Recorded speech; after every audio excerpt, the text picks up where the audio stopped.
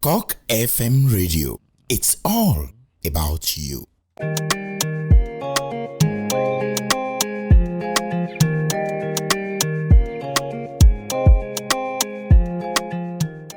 A very good morning to you out there. It's a cloudy Tuesday morning here in the beautiful city of Shagam.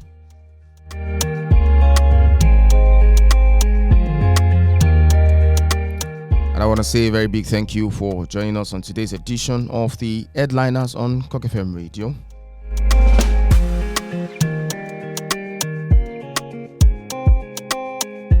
Join me as I reveal the major headlines on the cover of our newspapers today.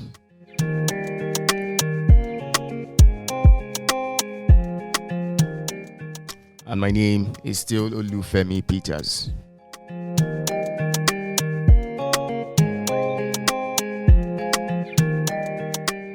And today we're starting off with a review of Business Day newspaper. Today, Tuesday, 18th of April 2023, Nigeria's textile imports doubled despite local production push. Its 15-year high as industry languishes. You'll find this story on the cover of Business Day newspaper today.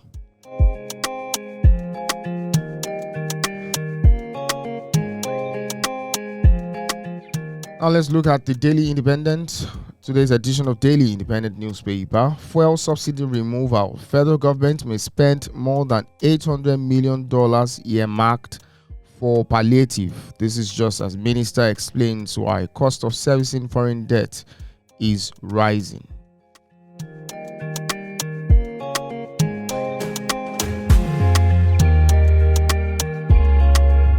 And still on Daily Independence, Labour Party crisis. NLC president, others lead Abure to party's secretariat in Abuja, one factional chairman Apapa to stay away.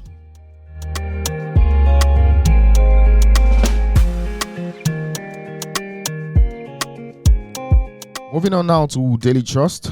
Adamawa PDP supporters protest, give INEC 72-hour ultimatum. Binani heads to court, insists on Rex declaration. INEC shifts emergency meeting to today. Embattled Rex suspended. SDP candidate seeks disqualification of Binani and Finitri. All of these you find on page 4 of Daily Trust today.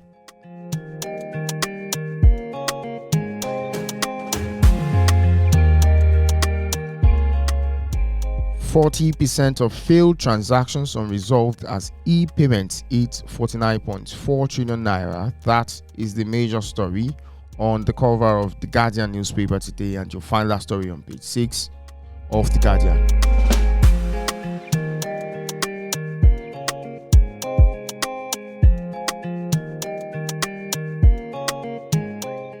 Now let's look at the Vanguard newspaper. Adamawa governorship poll crisis. INEC bars suspended REC to announce result Thursday. Riders to this story says, stop this Adamawa show of shame. PDP governors tell INEC. PDP supporters protest to give INEC 72 hours to announce result. CSOs urge Buhari to intervene, said drama could hurt democracy. APC candidate Aisha has caught to halt Adamawa governorship poll. This story is on page 34 of the Vanguard newspaper today.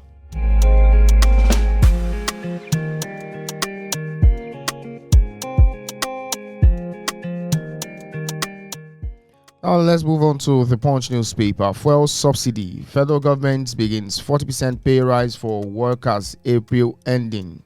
Government will settle January-March arrears later, says Labour Ministry. Increase transport, housing allowances also. That's the TUC tells the federal government. That story is on page 24 of the Punch newspaper.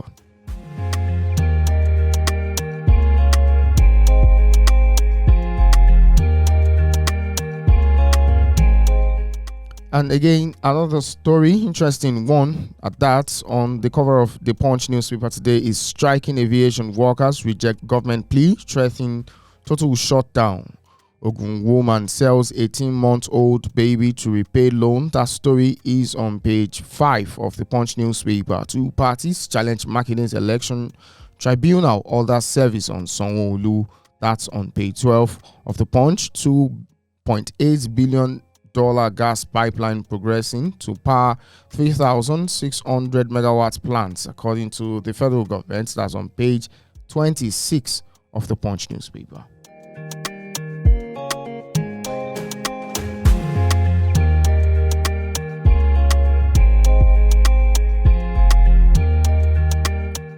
Yes, and the final review for today's headliners is the Nigerian Tribune, where the federal government has approved Oxford malaria vaccine for use in Nigeria. Vaccine indicated for prevention of clinical malaria in children from 5 to 36 months. But that's not the cover story. The cover story on today's edition of Nigerian Tribune says more knocks for Adamawa wreck as Binani goes to court.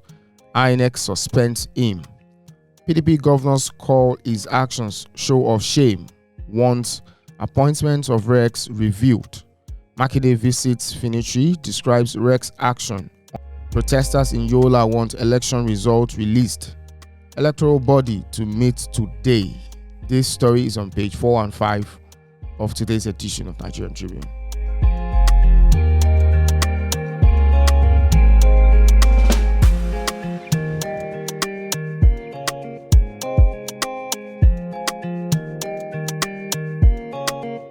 And that's how we call it a wrap on today's edition of the Airliners on CockFM Radio. For more updates, visit our social media platforms via CockFM Radio Live on Facebook, CockFM Radio Live on Instagram, CockFM Radio Live on Twitter, and CockFM Radio Live on YouTube. I remain your host, Olufemi Peters. To have a wonderful day.